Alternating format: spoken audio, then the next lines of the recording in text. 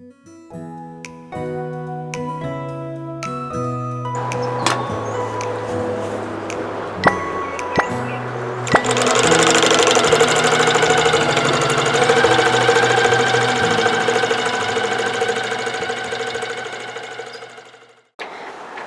there! In this video, I will share with you what it's like to use a domestic 3-needle serger and the pros and cons of using them.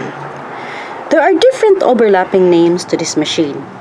In this video, I will call it 3-needle serger. It's hard to find information about these machines because Google and YouTube's search keywords are overloaded with another type of 3-needle stitch application, which is a converted stitch from a 4-needle serger.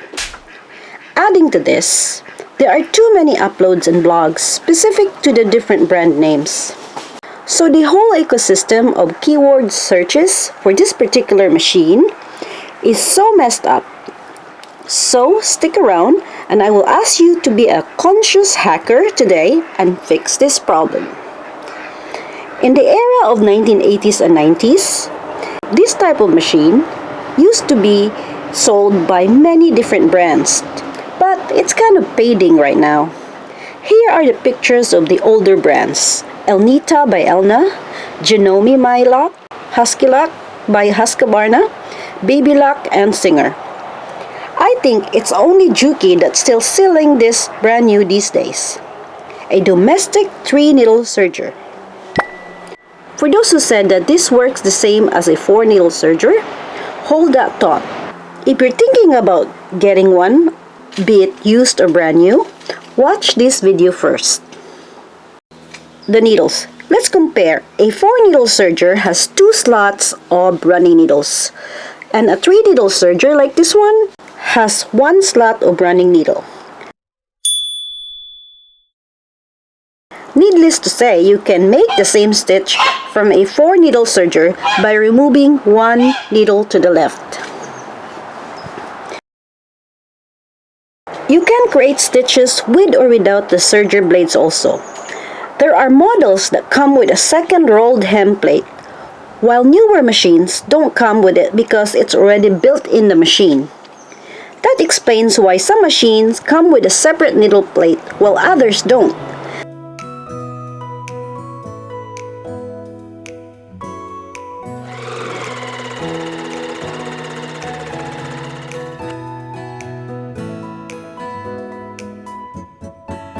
Here is a stitch sample that is a rolled hem using the blade. This is also known as an edging stitch.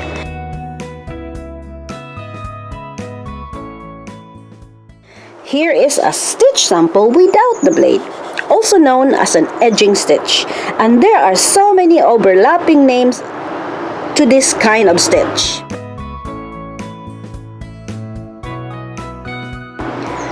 What is the difference? The stitch with blade is cleaner, while the stitch with no blade looks a little rough. You need to cut and align the fabric feed straight to achieve neat stitch or neater results. A follow-up question you may ask: so why bother giving this option to the sewers? Blade or no blade? The no blade rolled hem is ideal for knits, fabrics that don't fray, and also ideal for perfectly cut fabrics if you don't use the blade. About this model, this is a Simplicity brand. I think it's really a Juki Babylock, renamed as Simplicity, as it was typical in the past that sewing machines tend to resell their line to other brands. Simplicity never had a sewing machine factory that I know of, but they sell a variety of sewing related products. This machine has no option to change the stitch length, nor this has a differential feed. Differential feed is good especially for super drapey, sheer, and super stretchy fabric. But the trick is, if you don't have those, slow down on the pedal pressure. Very, very slow if you're having trouble with your tension. Now, I'm gonna talk about the pros and cons of this machine. The pros: they are cheaper. Whether it's used or brand new, there is a price difference because the cost to make this machine is less because there's less mechanism compared to a 4-needle serger. They're also faster to thread. Simple and easy to use compared to the 4-thread serger, and the learning curve is not as steep. Tinkering or problem solving is faster also. This is ideal for thin and medium fabrics for edging and decorative finishes.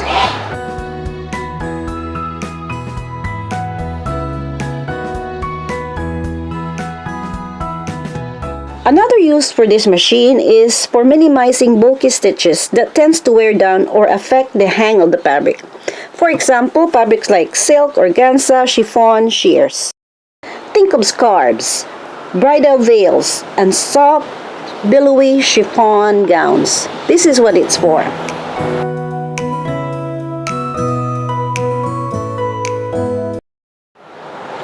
The cons. They are for limited fabrics only, especially the drapey thin medium weight fabrics. I will show you how it will work on an upholstery or a thick fabric in a bit. The stitches here are not very strong compared to a 4-needle serger. For thick fabrics like fleece, it's best to use a single layer for edging and not really for construction use. Another con is, what is your project really for? You need to be mindful of the actual function of the fabric.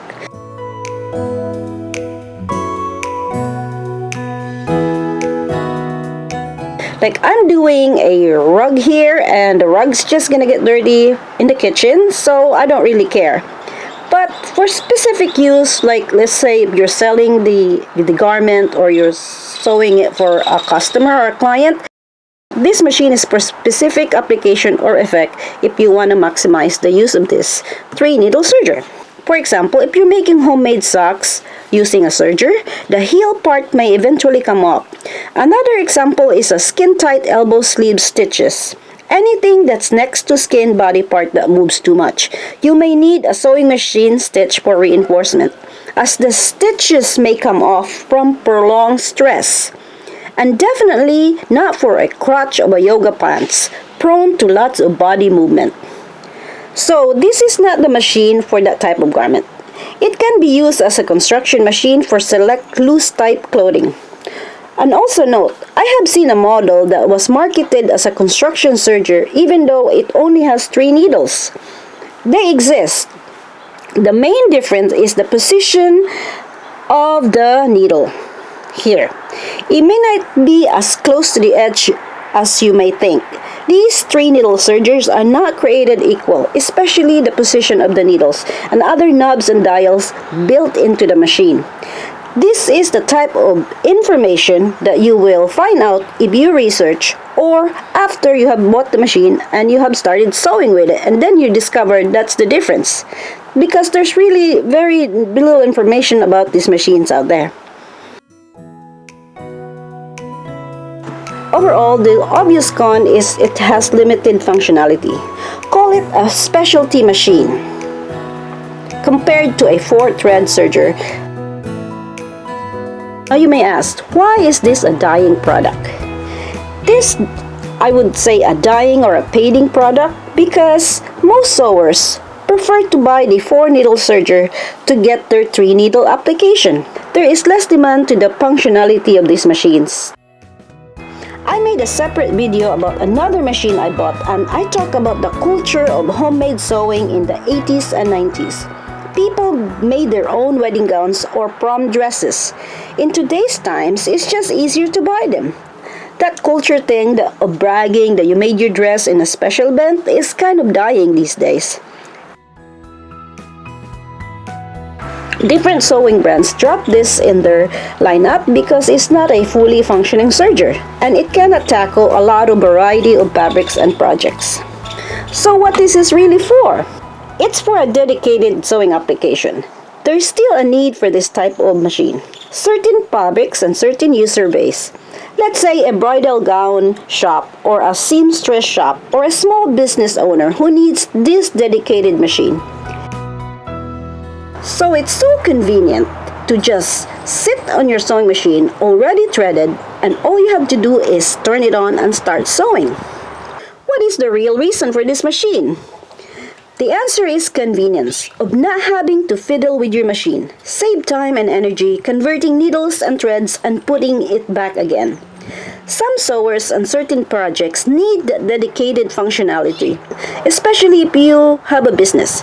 The real difference is when interrupted, the stop and start part, it can really mess up with your productivity.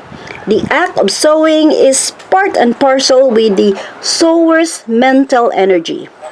That energy can snap within seconds just by fuzzing with threading and rethreading. It's a hassle. It's so worth it to just buy another machine for a dedicated function. So if you're thinking about buying this, used or new, just don't expect it to be a fully functioning 4-thread serger. To make it so clear, I don't recommend this machine if you're making a bathing suit. Garments that are skin tight, next to the skin contact, or active sportswear.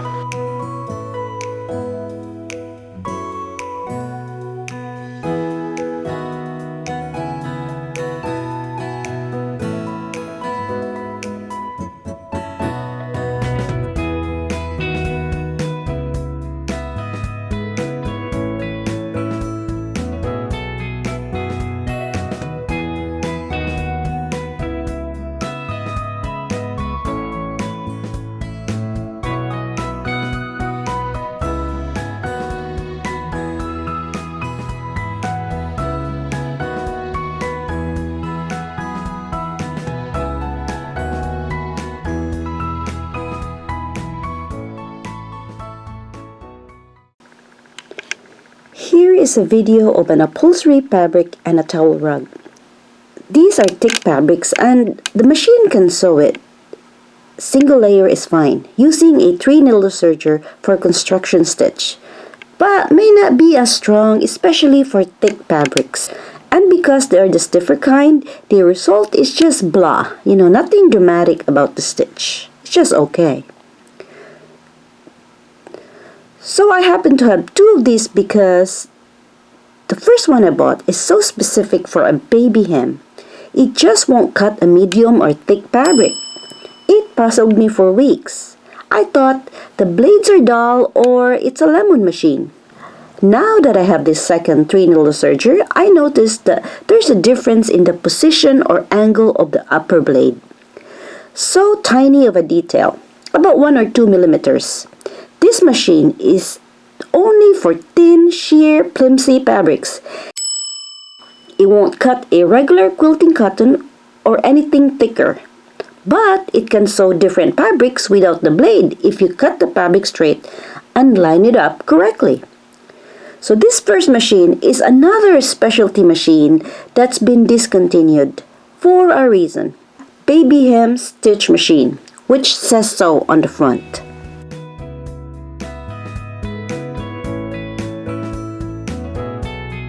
To conclude this video, I've been wanting to make a video about a 3-needle serger machine because I want people to know the difference between a 3 and 4-needle serger.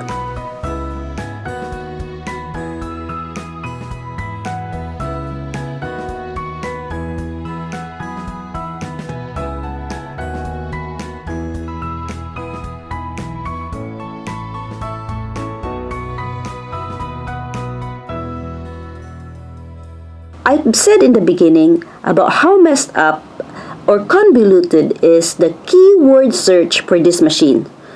So if I could ask you to be an ethical hacker today, click the like button to alter the algorithm. The overwhelming videos out there are the converted 3-needle stitch application from a 4-needle serger.